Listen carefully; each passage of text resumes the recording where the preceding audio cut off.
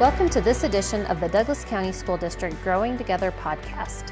We will be talking to leaders, educators, specialists, and community members about topics that matter to our students, our schools, and our community. Let's jump into this week's episode as we grow together. Welcome. We are here today with Dr. Tiffany Reagan within the CIPG department.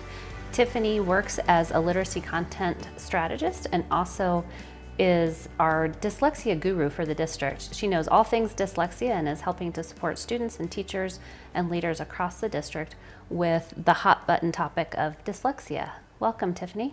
Thank you. It's good to be here. So let's just dive right in. Why should we be talking about dyslexia? Why is this such a hot button topic? Oh, that's a great question. So up to 20% of our student body can exhibit some characteristics of dyslexia. Now, Dr. Hugh Katz from the Florida State University, who is the director of communication science, and Dr. John Gabrielli, who is a neuroscientist at MIT, put that statistic closer to 10%. And I think that the difference is when we include those who may exhibit some characteristics versus those who are highly impacted.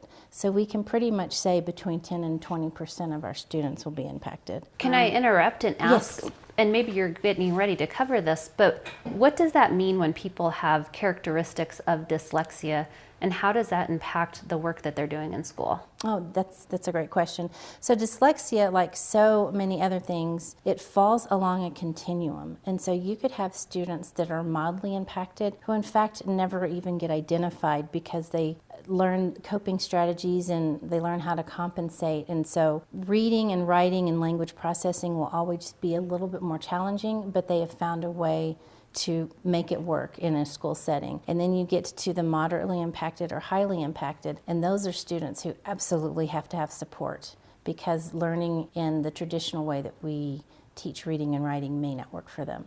But even at the lower end of the spectrum, even if it's just 10%, that's still over 6,000 students in our district. And that's a big chunk of kids that we need to make sure that we're meeting their needs. But another important consideration are some sobering statistics, in that we know that students who have significant reading difficulties are 3 times more likely to consider or attempt suicide. That's just not okay. No, that's not okay.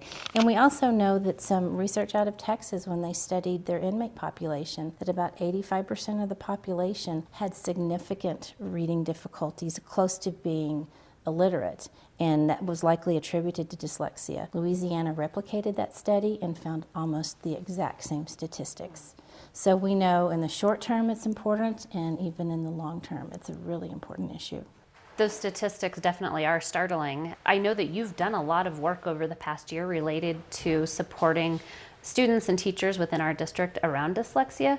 Tell us a little bit about that work. Okay, well, first we started with trying to get training out there and accessible for teachers. And so we have been offering Orton-Gillingham training ongoing throughout the year, and we will continue to do so. We are also working on ways to support that learning once teachers have gone through that intensive training, how to continue that learning and support them with coaching and feedback. Can you add a little bit about what Orton-Gillingham training is and how it supports students with dyslexia? Absolutely. So we know that the type of instruction that is effective for students who exhibit characteristics of dyslexia is something called a structured literacy approach. And structured literacy is just an umbrella term for programs that are based in the Orton-Gillingham approach. And Orton-Gillingham is basically just a very systematic and explicit way of teaching phonemic awareness and phonological awareness that uses a multi-sensory approach.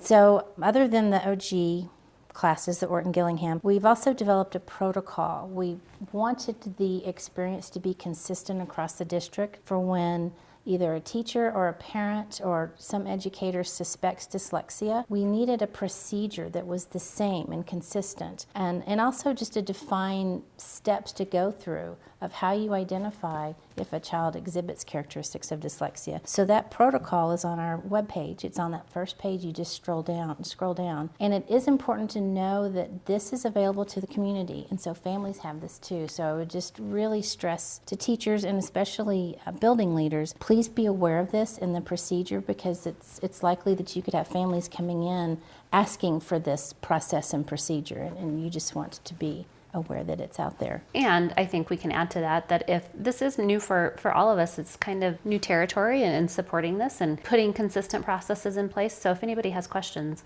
they obviously can reach out to you. Absolutely. I would say that's most of the calls I get right now or emails are from building leaders and teachers saying, I do have these concerns, I'm ready to use the screeners and go through the assessments, I'm just not sure how to start. And I'm happy to go out to schools and work with individuals, work with teams, and that's how I'm spending a lot of my time now, because it is new and we can walk through it together and we can learn together. I think once teachers and PLS and other staff members have been through the process, it's very easy to replicate. It's just getting started and knowing what the expectations are and what the procedures are. Then I think it's not near as daunting as it might seem at first blush. Great. So you talked about in your last statement, you said that if a teacher suspects characteristics of dyslexia, I think it's important for parents that are listening, for educators that are listening, what would be the things that make someone suspect characteristics of dyslexia? What should they look for? Oh, well, that's a great question. So we do know that there are some very effective early predictors of dyslexia.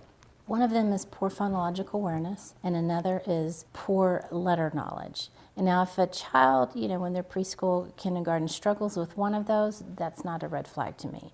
If they're struggling with both of those and there's a family history of reading difficulties, that's a child that we really want to keep a close eye on and start giving that support with that phonological awareness and maybe even some extra support in that letter and name knowledge. Can you give an example of what struggling with phonological awareness would sound like or look like? Yes, so this is a kiddo who maybe doesn't identify rhymes as easily as a typical learner, that they just don't get the cat, bat, hat. You could ask them to pick a word that rhymes. And especially with phonemic awareness, it all has to do with hearing and manipulating sounds. This has nothing to do with writing letters and reading letters on the page. It's all about manipulating. Can they segment words? Can they blend words? If I say k-at, can you tell me what word that is? Can you put them together? And so this can be a struggle for a certain population. And again, this is not a diagnosis at all.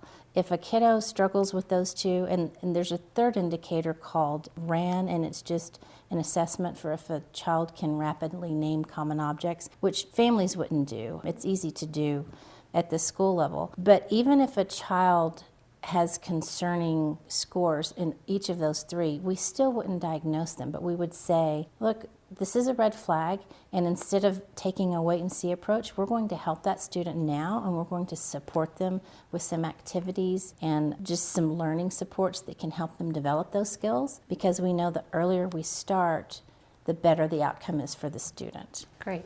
And I would just say for the teachers, if it is dyslexia and a teacher suspects that, and there's a very easy 5-minute checklist on our webpage for teachers that they can do, that the wait-and-see approach will not help this group of kids. It very rarely is the case where wait-and-see is beneficial to the kid.